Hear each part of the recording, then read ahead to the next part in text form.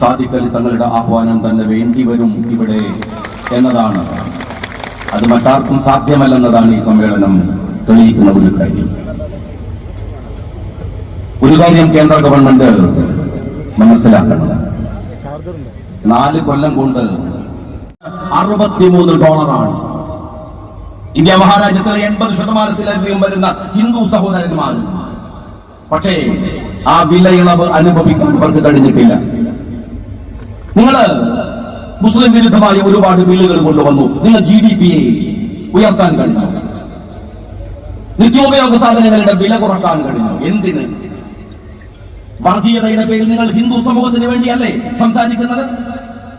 അവരുടെ വിശ്വാസത്തെ കുറിച്ചല്ലേ നിങ്ങൾ പറയുന്നത്?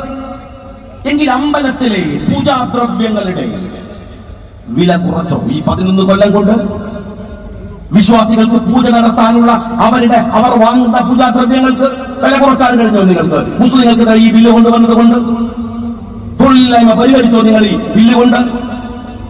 ലോകോത്തരമായിരുന്ന ഇന്ത്യയുടെ സയൻസ് ഈ സംഘപരിവാരത്തിന്റെ ചാണകക്കുണ്ടിലാണ് ഇപ്പോൾ കിടക്കുന്നത്. നമുക്കറിയാം, സയൻസിന് ലോകത്തോട് മികച്ചു നിൽക്കാൻ കഴിഞ്ഞോ നമുക്ക്? ഇന്ത്യയുടെ JNU, ഇന്ത്യയുടെ ജാമിയ മില്ലിയ, ഇന്ത്യയുടെ NIT, ഇന്ത്യയുടെ IIM ലോകോത്തരമായി റേറ്റിംഗിൽ നിന്നിരുന്ന ഈ വിദ്യാഭ്യാസ സ്ഥാപനങ്ങൾ ഇന്ന് ഇന്ത്യയിലെ ലോകത്തിന്റെ മുമ്പിൽ അപഹാസ്യമാവിധം താഴോട്ട് വരികയല്ലേ? കോളേജിന്റെ ചുമരിൽ ചാണകമൊഴിച്ചാൽ കുട്ടികൾക്ക് ബുദ്ധി വരുമെന്ന് വിശ്വസിക്കുന്ന വിദ്യാസുരന്മാരായ വിദ്യാഭ്യാസ രംഗത്ത് വിദഗ്ധന്മാരെന്ന് പറയുന്നവരുടെ നാടായി ഇന്ത്യ മാറുകയല്ലേ? നിങ്ങൾ ഈ വഖഫ് ബില്ല് കൊണ്ടുവരുന്നത് കൊണ്ട് എന്താ ഈ രാജ്യത്ത് മാറ്റമുണ്ടാവുന്നത്? നിങ്ങൾക്ക് രാജീവ് ഗാന്ധിയെ അറിയാമല്ലോ. ലോകം IT-യിലേക്ക് കുതിക്കുന്നതിന് മുമ്പ് രാഹുൽ IT-യിൽ കാണിച്ച ഒരു മികവുണ്ട്. ഇന്ന് നമ്മൾ വലിയ വർത്തമാനം പറയുന്നവരല്ലേ? നിങ്ങൾ മിഡിൽ ഈസ്റ്റിൽ പോയി നോക്കിയാൽ, ഗൾഫ് രാജ്യങ്ങളിൽ പോയി നോക്കിയാൽ ഇന്ത്യയുടെ ടെലിഫോൺ സംവിധാനത്തെ പോലെ മികച്ച സംവിധാനം ഇപ്പോഴുമില്ല. ഇന്ത്യയിൽ ചെറിയ ചിലവിൽ ലഭ്യമാകുന്ന പോലെ ഇന്റർനെറ്റ് ഒരു ഗൾഫ് രാജ്യത്തും ലഭ്യമല്ല. രാജീവ് ഗാന്ധിയുടെ ഏറ്റവും ഗൗരവപ്പെട്ട ഇടപെടലായിരുന്നു അത് അന്നത്തെ കാലത്ത്. ഇന്ന് IT അല്ല, ഇന്ന് ആർട്ടിഫിഷ്യൽ ഇന്റലിജൻസ് ആണ്. തൊട്ടടുത്ത ചൈന DPC കൊണ്ടുവന്നു. അമേരിക്കയുടെ വിറപ്പിച്ച് ലോകത്ത് ട്രില്യൺ കോടികളാണ് അവരിപ്പോൾ ഉണ്ടാക്കിക്കൊണ്ടിരിക്കുന്നത് ചൈന. നമ്മൾ കോളേജിൽ ചാണകം കളിച്ചു കളിക്കുകയാണ്. നിങ്ങൾ ഈ ബില്ല് കൊണ്ട് എന്തുപകാരമാണ് ഉണ്ടാക്കിയത് ഈ രാജ്യത്ത്? ഈ ബില്ല് കൊണ്ടുവരിക വഴി ഒരു കാര്യം BJP അറിയണം: നിങ്ങൾ ജയിക്കുകയല്ല ചെയ്തത്, നിങ്ങൾ തോൽക്കുകയാണ്. ഈ ബില്ല് കൊണ്ട് നിങ്ങൾ തോൽക്കുകയാണ്. എന്തെന്നറിയുമോ? നിങ്ങൾ വിചാരിച്ചത് അഭിമന്യരായ നേതാക്കന്മാര് പറഞ്ഞ പോലെ നിങ്ങൾക്ക് ഈ സമൂഹത്തെ വേർതിരിക്കാമെന്നാണ്, വിഭജിക്കാമെന്നാണ്. എന്നാൽ 11 വർഷം കൊണ്ട് നിങ്ങൾ ഈ രാജ്യത്തിന്റെ മൗലികതയുടെ രോമത്തിൽ തൊടാൻ പോലും നിങ്ങൾക്ക് കഴിഞ്ഞിട്ടില്ലെന്ന് തെളിയിച്ചു ഇന്ത്യയുടെ പാർലമെന്റ്. ഞങ്ങളുടെ അഭിമന്യരായ പാർലമെന്റ് മെമ്പർമാർ ഇവിടെയുണ്ട്. ബഷീർ സാഹിബ് അടക്കം ഇവിടെയുണ്ട്. അവർ ഇന്ത്യയുടെ പാർലമെന്റിൽ സംസാരിക്കുന്നതിന്റെ ഇരട്ടി ശക്തിയിൽ, അവരെന്തിന് ഇരട്ടി ശക്തിയിൽ? നിങ്ങൾ ആലോചിച്ചു നോക്കൂ. ഈ വഖഫ് ബില്ല് പൂർണ്ണമായി മുസ്ലിങ്ങളെ ബാധിക്കുന്ന ബില്ലല്ലേ? മറ്റൊരു സമുദായത്തെയും ബാധിക്കുന്നതല്ലോ. നമ്മൾ വിചാരിച്ചു നമ്മൾ ഒറ്റക്കായി പോയേക്കാം. നമുക്ക് ഭയമുണ്ടായിട്ടല്ല, എന്നാലും വിചാരിച്ചു ഒറ്റക്കായി പോയേക്കാം. ഇന്ത്യയുടെ പാർലമെന്റിൽ എത്ര മുസ്ലിങ്ങളാണ് ഉള്ളത്? വിരൽ കൊണ്ട് എണ്ണി തീർക്കാവുന്ന മുസ്ലിങ്ങൾ അല്ലേ? പക്ഷേ ഈ രാജ്യ മുസ്ലിങ്ങളോട് പറഞ്ഞു, നിങ്ങൾ വിശ്രമിച്ചോളൂ. മുഹമ്മദ് ബഷീർ സാഹിബും സമദാനി സാഹിബും വന്നു ആർത്തലച്ചു സംസാരിക്കേണ്ട, ഞങ്ങളുണ്ട്, നിങ്ങൾ വിശ്രമിച്ചോളൂ എന്ന് ഈ രാജ്യം നമ്മളോട് പറഞ്ഞു, വിശ്വാസികളോട് പറഞ്ഞു, മുസ്ലിങ്ങളോട് പറഞ്ഞു.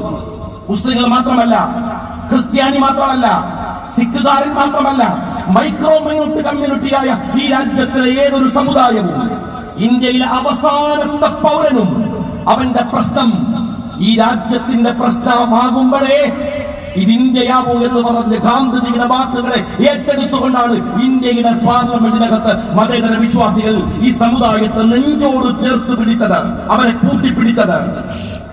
നിങ്ങൾ എന്താ വിചാരിച്ചത്? ഭയപ്പെടുത്തി, നിങ്ങൾ ഒരുപാട് കളിയാക്കി. ഒരു മനുഷ്യയാണ് നിങ്ങളോട് ഒരുപാട് ചോദ്യങ്ങൾ. ഈ രാജ്യത്തിലെ ഹിന്ദു സഹോദരന്മാർ കൊടുത്ത വഖഫ് സ്വത്ത് അതിനെ എങ്ങനെയാണ് നിങ്ങൾ റദ്ദു ചെയ്യുന്നത് എന്ന് ചോദിക്കുന്നുണ്ട് അദ്ദേഹം ചോദിക്കുന്നുണ്ട്. ഒരു കാര്യം ഞാൻ ഇവിടെ പല തെറ്റിദ്ധാരണകളും, വഖഫ് എന്ന് പറയുന്ന വകുപ്പിന്റെ കീഴിൽ കോടിക്കണക്കിന് രൂപയുടെ സ്വത്തുക്കൾ കെട്ടിക്കിടക്കുന്നു എന്ന് ദുർന്യായങ്ങൾ പറയുക. 25 സെന്റോ മറ്റോ ആണ് വഖഫ് എന്ന് പറയുന്ന അധികാരത്തിന്റെ കയ്യിലുള്ളത്. അങ്ങനെ ഒരു വകുപ്പിന്റെ കയ്യിൽ ഭൂമിയില്ല, അവർ ആ ഭൂമി കൈവശം വെക്കുന്നില്ല. അവർക്ക് വേണ്ടി ഭൂമി കൊടുക്കുക, ഒരു പക്ഷേ തറവാട്ട് വഴി അനുഭവിക്കാൻ ഈ രാജ്യത്ത് അവർ സന്തോഷകരമായി ജീവിക്കാൻ കിട്ടുന്ന ഭൂമി, അതല്ലെങ്കിൽ അവൻ അധ്വാനിച്ചുണ്ടാക്കുന്ന അവന്റെ ഭൂമി $63. ഇന്ത്യ മഹാരാജ്യത്തിലെ 80% വരുന്ന ഹിന്ദു സഹോദരന്മാർ, പക്ഷേ ആ വിലയിളവ് അനുഭവിക്കാൻ അവർക്ക് കഴിഞ്ഞിട്ടില്ല. നിങ്ങൾ മുസ്ലിം വിരുദ്ധമായ ഒരുപാട് ബില്ലുകൾ കൊണ്ടുവന്നു. നിങ്ങൾ GDP ഉയർത്താൻ കഴിഞ്ഞു, നിത്യോപയോഗ സാധനങ്ങളുടെ വില കുറക്കാൻ കഴിഞ്ഞു. എന്തിന്? വർഗീയതയുടെ പേരിൽ നിങ്ങൾ ഹിന്ദു സമൂഹത്തിന് വേണ്ടിയല്ലേ സംസാരിക്കുന്നത്? അവരുടെ വിശ്വാസത്തെ കുറിച്ചല്ലേ നിങ്ങൾ പറയുന്നത്? എങ്കിൽ അമ്പലത്തിലെ പൂജാദ്രവ്യങ്ങളുടെ വില കുറച്ചോ? ഈ 11 കൊല്ലം കൊണ്ട് വിശ്വാസികൾക്ക് പൂജ നടത്താനുള്ള അവർ വാങ്ങുന്ന പൂജാദ്രവ്യങ്ങൾക്ക് വില കുറക്കാൻ കഴിഞ്ഞോ നിങ്ങൾക്ക്? മുസ്ലിങ്ങൾക്ക് ഈ ബില്ല് കൊണ്ടുവന്നത് കൊണ്ട് തൊഴിലില്ലായ്മ പരിഹരിച്ചോ നിങ്ങൾ ഈ ബില്ല് കൊണ്ട്? ലോകോത്തരമായിരുന്ന ഇന്ത്യയുടെ സയൻസ് ഈ സംഘപരിവാരത്തിന്റെ ചാണകക്കുണ്ടിലാണ് ഇപ്പോൾ കിടക്കുന്നത്.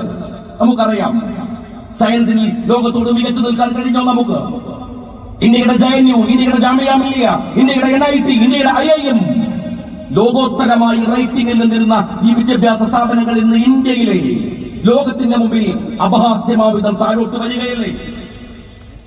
കോളേജിന്റെ ചുമരിൽ ചാണകമൊഴിച്ചാൽ കുട്ടികൾക്ക് ബുദ്ധി വരുമെന്ന് വിശ്വസിക്കുന്ന വിദ്യാസുരന്മാരായ വിദ്യാഭ്യാസ രംഗത്ത് വിദഗ്ധന്മാരെന്ന് പറയുന്നവരുടെ നാടായി ഇന്ത്യ മാറുകയാണ്. നിങ്ങൾ ഈ വഖഫ് ബില്ല് കൊണ്ടുവരുന്നത് കൊണ്ട് എന്താ ഈ രാജ്യത്ത് മാറ്റമുണ്ടാവുന്നത്? നിങ്ങൾക്ക് രാജീവ് ഗാന്ധിയെ അറിയാമല്ലോ.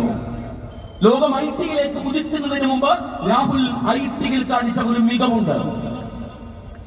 ഇന്ന് നമ്മൾ വലിയ വർത്തമാനം പറയുന്നവരല്ലേ? നിങ്ങൾ മിഡിൽ ഈസ്റ്റിൽ പോയി നോക്കിയാൽ, ഗൾഫ് രാജ്യങ്ങളിൽ പോയി നോക്കിയാൽ ഇന്ത്യയുടെ ടെലിഫോൺ സംവിധാനത്തെ പോലെ മികച്ച സംവിധാനം ഇപ്പോഴുമില്ല. ഇന്ത്യയിൽ ചെറിയ ചിലവിൽ ലഭ്യമാകുന്ന പോലെ ഇന്റർനെറ്റ് ഒരു ഗൾഫ് രാജ്യത്തും ലഭ്യമല്ല. രാജീവ് ഗാന്ധിയുടെ ഏറ്റവും ഗൗരവപ്പെട്ട ഇടപെടലായിരുന്നു അത് അന്നത്തെ കാലത്ത്. ഇന്ന് IT അല്ല, ഇന്ന് ആർട്ടിഫിഷ്യൽ ഇന്റലിജൻസ് ആണ്. തൊട്ടടുത്ത ചൈന DPC കൊണ്ടുവന്നു. അമേരിക്കയുടെ AI വിറപ്പിച്ച് ലോകത്ത് ട്രില്യൺ കോടികളാണ് അവരിപ്പോൾ ഉണ്ടാക്കിക്കൊണ്ടിരിക്കുന്നത് ചൈന. നമ്മൾ കോളേജിൽ ചാണകം കളിച്ചു കളിക്കുകയാണ്. നിങ്ങൾ ഈ ബില്ല് കൊണ്ട് എന്തുപകാരമാണ് ഉണ്ടാക്കിയത് ഈ രാജ്യത്ത്? ഈ ബില്ല് കൊണ്ടുവരിക വഴി ഒരു കാര്യം BJP അറിയണം, നിങ്ങൾ ജയിക്കുകയല്ല ചെയ്തത്,